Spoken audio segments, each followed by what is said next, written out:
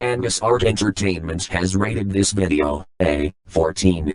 It contains language, in voice and in print, that may not be suitable for younger viewers. Discretion is therefore advised.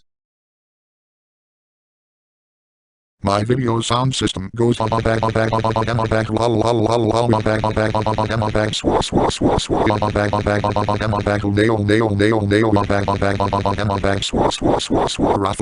raffle.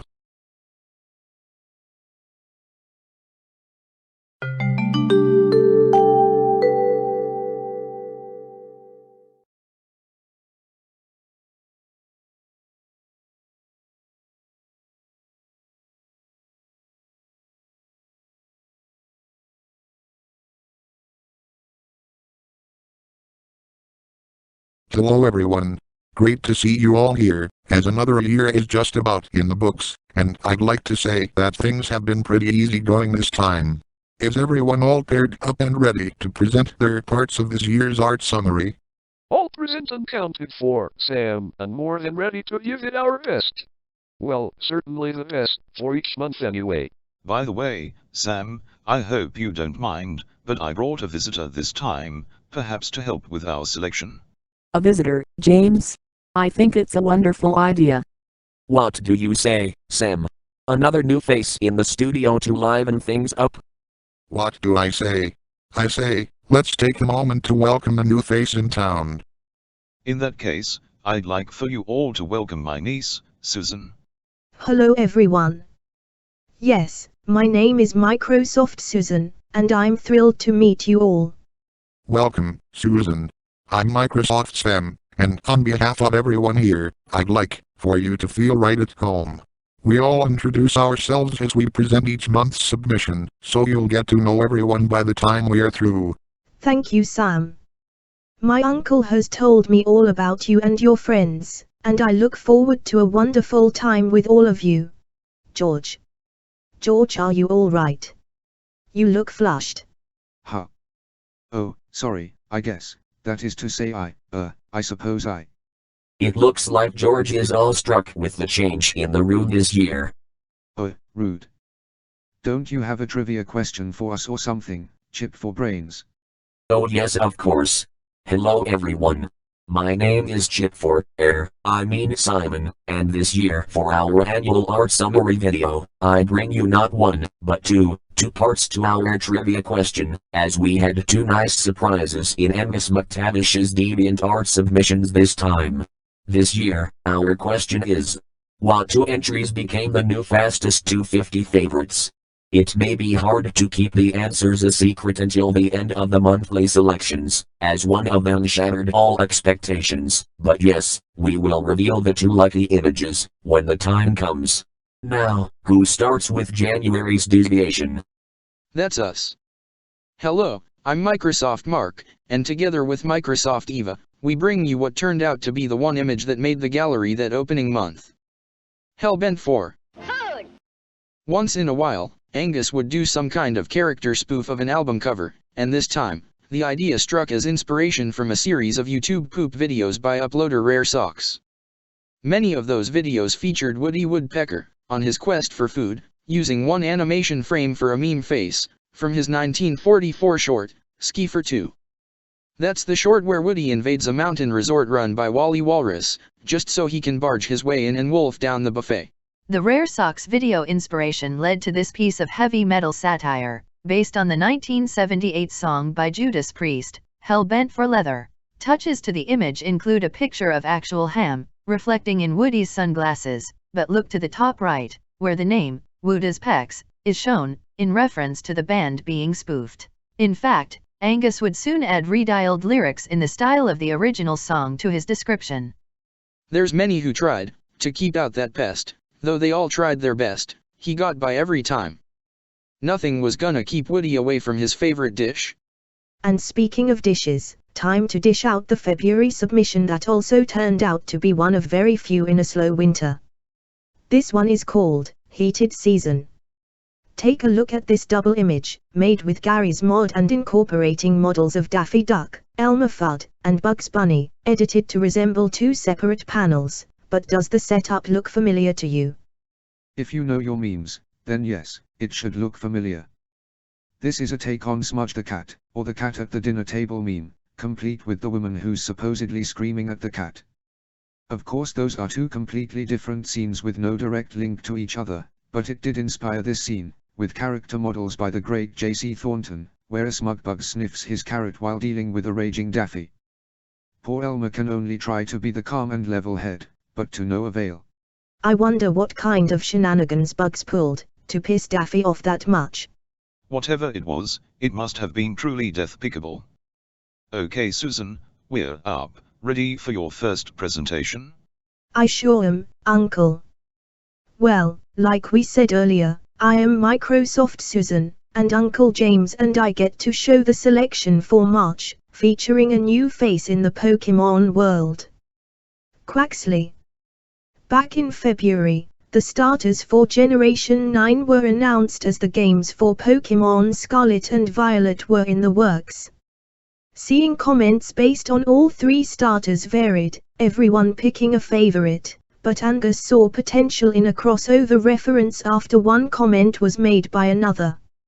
After reading the comment on how Quaxley seemed to have some characteristics that resembled another certain waterfowl, Angus went to work, putting the likeness of the creature's head in front of a GIMP supernova effect, much like the light effect in the title cards for Walt Disney's own Donald Duck. With the layers assembled, it was ready to be displayed.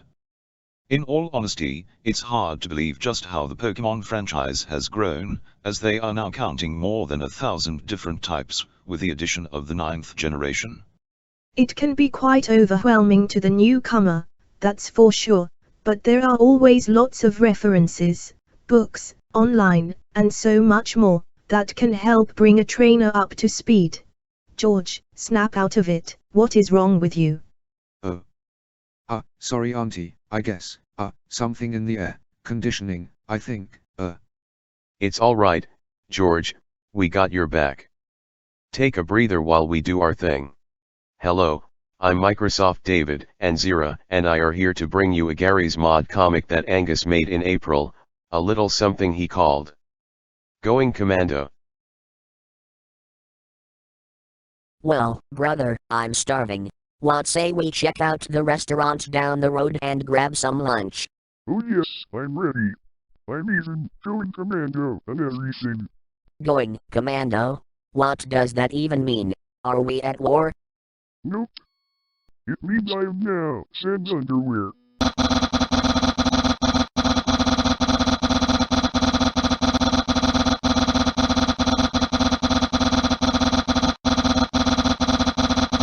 It should be acknowledged that Angus had never played a level of Undertale, but knew bits here and there about some of the characters from fan art he had seen, and with the Skeleton Brothers, he knew that Little Sans was the one delivering the puns, but the taller Papyrus doesn't exactly respond well to jokes. For the DeviantArt page, Angus turned these panels into one giant comic, and stacked one on top of the other. He was hoping to use more material for a video short, including a sped-up version of the instrumental, Bone Trussel, or however it's pronounced, but in the end, he decided to leave it as the comic strip he got. Perhaps it's for the best, not just for possibly the trouble that might come with using video game music, but when it comes right down to it, nothing like sticking to the bare bones for resources.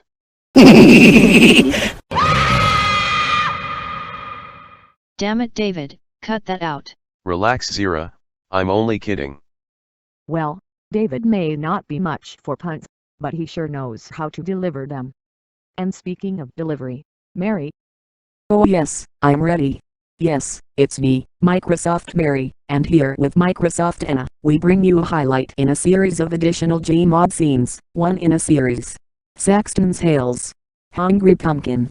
Ever play the Saxton Hale boss servers on Team Fortress 2, and wonder who would make an interesting boss to battle? Many have been tested, others wait for their time to shine. In this one, we go outside the usual stage set, and on location in a cheap eatery, where Mr. Hale himself, along with Pain his Cupcake, the Freak Fortress soldier, approach a character who could possibly devour his competition like he would with salt shakers, or even butter. Disgusting thought, yes, but not to the point where it would make me sick. Years ago, Angus had the idea of finding models of characters that he could see as hail bosses, and having them audition for their time in the spotlight, much like a violent version of American Idol. This year alone, he had quite a few instances that were posted in his gallery. Some would probably go over better than others. Some would probably not be given the time of day, but either way, it could certainly make a deviant think, and possibly imagine such a scenario for some of these models as well. My money is on the Pink Panther as a hail boss. Can you imagine him smacking the red team while hearing the classic theme by Henry Mancini? I'd probably root for the angry video game nerd. He'd be mad enough to beat the crap out of everyone. But while we debate, hello, Scotty here. You and I will be going over a scene created in June that was inspired by another's works well enough to create yet another interesting Gmod crossover. Chaos, thy name is Lupin. You stole it, just for a gift, damn fool. You don't know anything about the power of a Chaos Emerald. You don't know anything about Fujiko. It all started with another deviant drawing, filled with pistol-packing characters. Shadow the Hedgehog and Lupin the Third were the two in a collective rogues gallery, but they were the two that inspired Angus to create the perfect scene for them. Imagine Lupin, a master thief, snagging a gem for the femme fatale in his group, not knowing, much less caring, about the power just one of those gems holds. And if they ever got their hands on all 7 emeralds, no telling how dangerous they'd be. For the record, Lupin only uses his Walter P38 when he has to. He has a hired hand to do most of the shooting for him, but he will often defend himself against any mob bosses he crosses. Okay, that takes care of June. Ready for July, Sam? Sam? What's wrong, Sam? You seem a little occupied. Who, me? Sorry. Mike, could you introduce this one for me? Okay. Hello. I'm Microsoft Mike, and Sam and I are here to bring you the July selection. It is actually Angus's biggest achievement to date. And by far.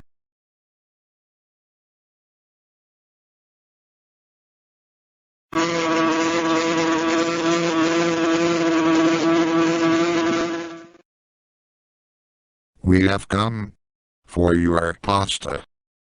Get the fuck out of my house. During the year, a couple of different memes surfaced about bug-like versions of specific characters. Whether you recognize this from the SpongeBob Nectar meme, or the Cuphead Wonder Tart version, or any other imitations, well, this Garfield fly certainly got the attention, and received favorites faster than anything Angus had ever done. How fast, you may ask? After a full day, the pasta comic quite literally buzzed its way past 2 milestones, en route to a third. After 26.5 hours, it became the most faved pick in Angus's gallery, surpassing his previous number 1, Logos United, from 2016. At time of producing this video, that image is nearing 300 faves, nearly twice the number of its predecessor. So, wait. You were so excited earlier about helping talk about this one, being Angus's personal best. Why were you so hesitant just moments ago? Well, you'll think it's silly, but it reminded me of a dream I had recently. A dream? What kind of a dream? It was one where you wake up in the middle of the night, and it becomes a nightmare.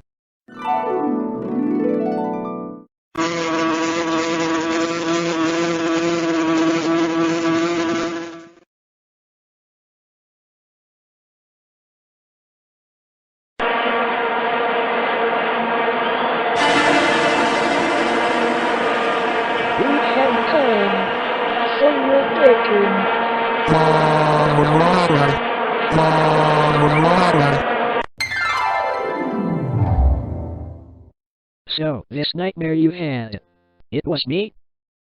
Like I said, silly. I'm sorry, Johnny. Wow. But you know, Sam, I'm not that overly obsessive like most of those other vacant characters. If anything, I'm probably the most mellow one there is. Johnny has a point. Sam. Our version of him is rather different in this universe, much like other versions of you may vary in personality. And the one thing we have to remember about nightmares is that's all they are. They cannot hurt you. You're right, all of you. It just feels like there's more to it, but I can't quite put my finger on it, like anticipating something else. I'll bet I know, but if it's what I'm guessing, we'll have nothing to worry about. For now, why don't we continue on with our summary? Good idea. Hello, I'm Learned and Hobsky Michael, and my sister Michelle, and I have our August pick, though here we pay a tribute. A tribute to Kiyoshi Kobayashi. Late in July, the world of Japanese animation voice acting lost a long-running legend. Kiyoshi Kobayashi was the main voice actor in the Lupin the Third franchise, voicing right-hand man Daisuke Jigen, starting with the 1969 pilot film, until retiring in 2021.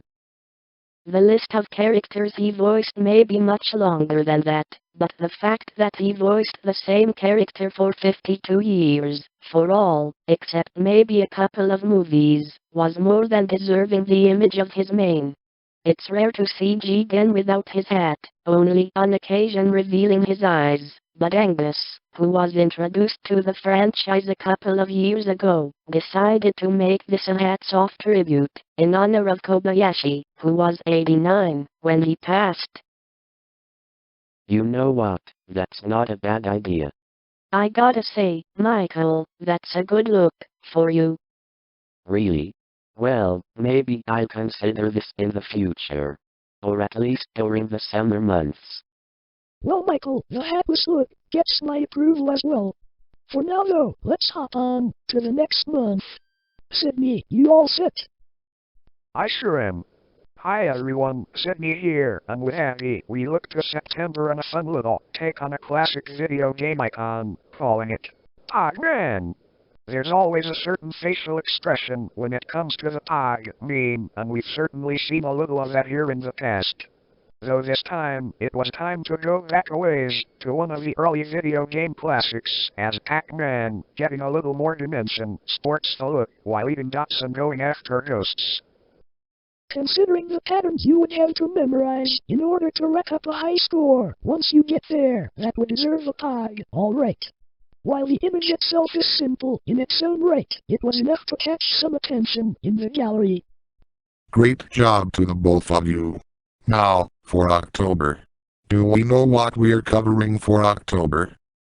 Yeah, about that. Harvey and I can't seem to decide on which one we'd rather cover. I was hoping we'd talk about the one that got more faves out of the month's submissions. That would make sense, yes, but we can't ignore the crossover idea that was made upon finally venturing into popular territory. Guys, it's not that difficult. We've had compromises before. Why don't each of you take the one you want to do and give us a bit of info about that? Hey, yeah. That's not a bad idea, Scotty. How about it, Harv? You can even have dibs on talking about yours if you like. That sounds like an excellent idea, Johnny. Good day to everyone. This is Harvey Zilf, and for my part of October, I will bring you a rather hilarious idea that was brought on by discovering one series well after everyone else did. Overdrive! Angus had seen, heard, and experienced the memes that were brought up by one anime, JoJo's Bizarre Adventure, but it wasn't until recently that he was able to see the series for himself, on Amazon Prime no less, just to see what all the buzz was about. Only a few episodes in, he was suddenly inspired to spoof the Overdrive scenes, when Jonathan Joestar, in the first story arc, was learning amusing hormone energy. Digging up his old overtime template, paint made and based on the face, made by SpongeBob, in Rocket Eye Valve, he used it to give Jonathan a look that would even freak out Neo. Add the signature in the arrow that usually points out, to be continued, and you have yourself an ideal satire. Okay, Johnny, got my part done. Time for yours. Sounds great, Harv. Hello, it's me, Johnny Bacon Baker, and my part of the October contributions involves a popular pick by Deviants. Bob and Fishy's new look. Recently, several characters in videos by SMG4 were given makeovers. His persona no longer looks like a Mario recolor, neither does his nemesis, SMG3, but two other characters were altered to no longer look like Nintendo properties themselves.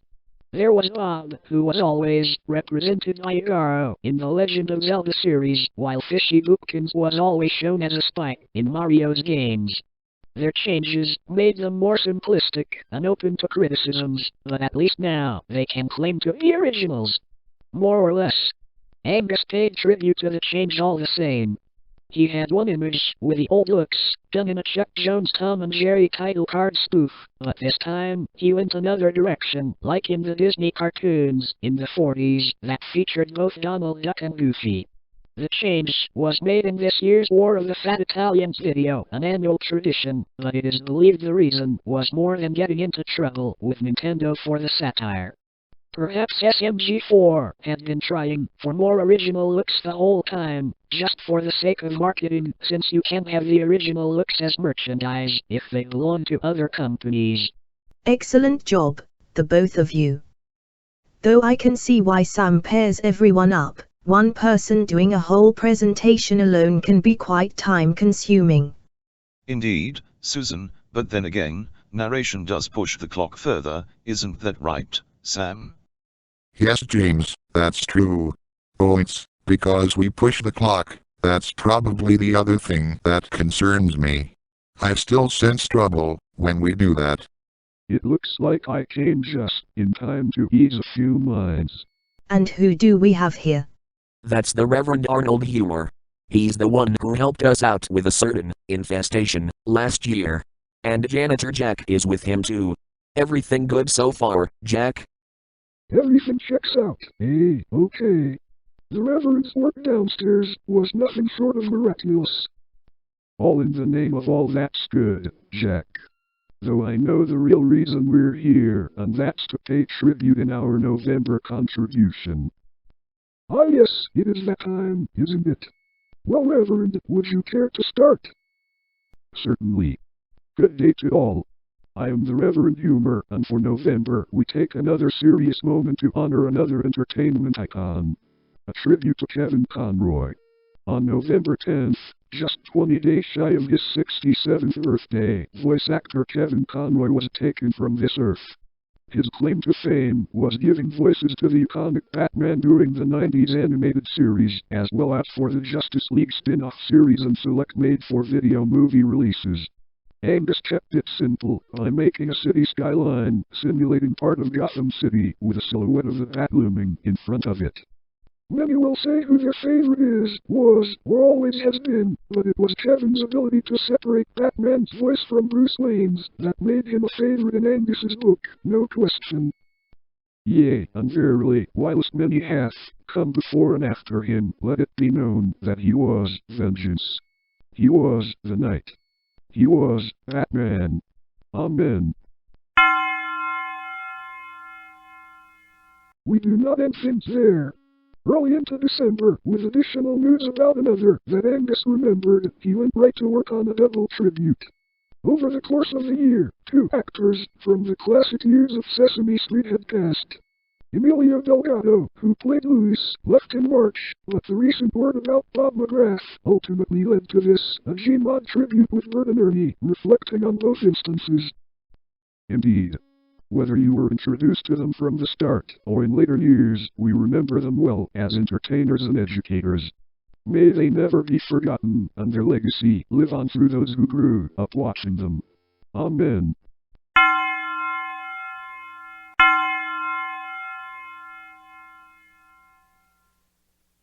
The Reverend is right.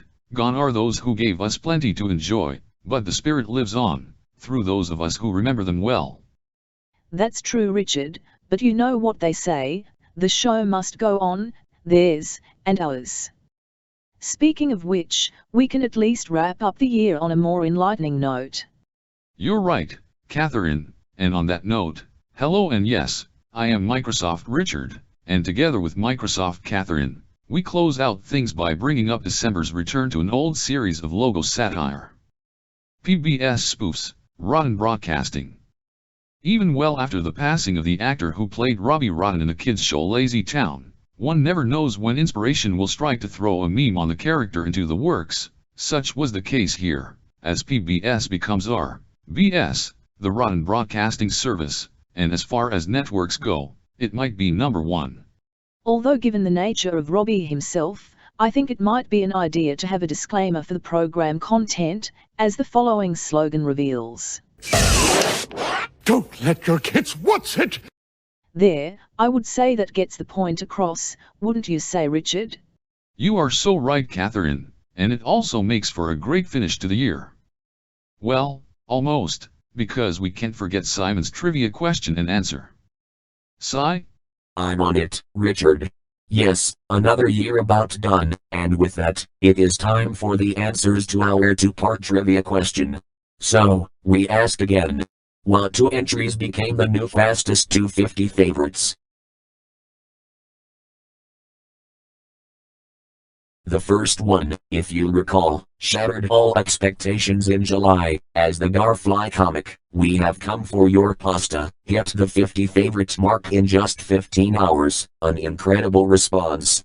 But the power of a great tribute should also be acknowledged, as the image made to honor Kevin Conroy reached the milestone in half the time. 7.5 hours. It didn't get mentioned in the description, as it's hard to celebrate for a serious message, but Angus still thanks everyone on DeviantArt for making the achievement possible. And there we have it. Another year's art summary under the belt. Yes, and boy, am I glad to see the show go well without a hitch.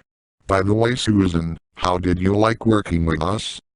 I loved it, Sam. It was definitely loads of fun. I wouldn't mind staying on for more, or whatever else you might do. And we'd love to have you on board, too, if we have room for one more in the budget. Well, if I crunch the numbers a little bit. And, yes, it looks like it's possible. Yes. Thank you so much, Richard, and everyone else too, for giving me a spot on the team. Congratulations, Susan. We look forward to having you on board for more projects. And thanks to you, one and all, for watching. On behalf of everyone here at AngusArt Entertainment, I wish you the best for the coming year. May 2023 be a fun year for us, as with you. Well, George, you certainly seemed a little awestruck today. I think someone's found themselves a lady friend. Was it really that obvious, Aunt Hazel? Trust me on this one, I know what it's like to feel that attraction. It happens all the time, and you certainly have that look on your face. I guess there's no hiding it really. Susan truly is stunning, just a shame we didn't meet properly. Why don't I talk to her and her Uncle James? Perhaps we can make an arrangement for you two to chat. Are you sure? Do you really think she will go along with it? My dear nephew, there is only one way to truly find out, right? So this is what it feels like to have butterflies in your stomach. Though in this case, they haven't hatched from their cocoons yet.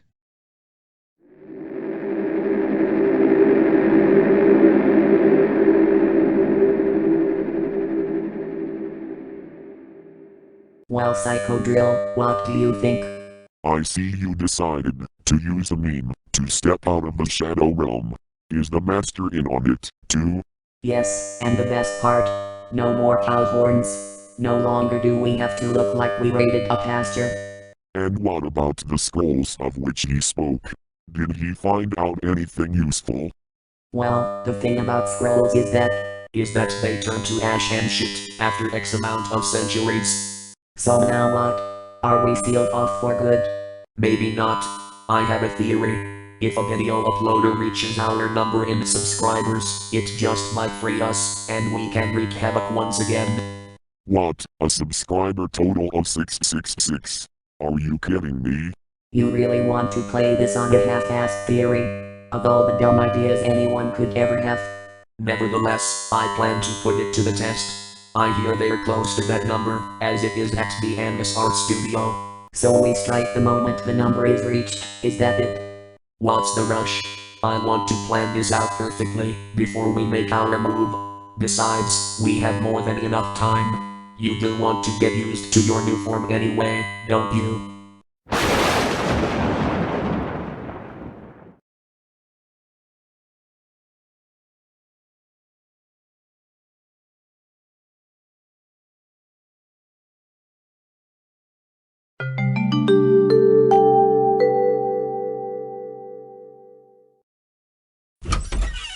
This has been a presentation of AngusArt Entertainment. Ouch. Why do you have me stand so close?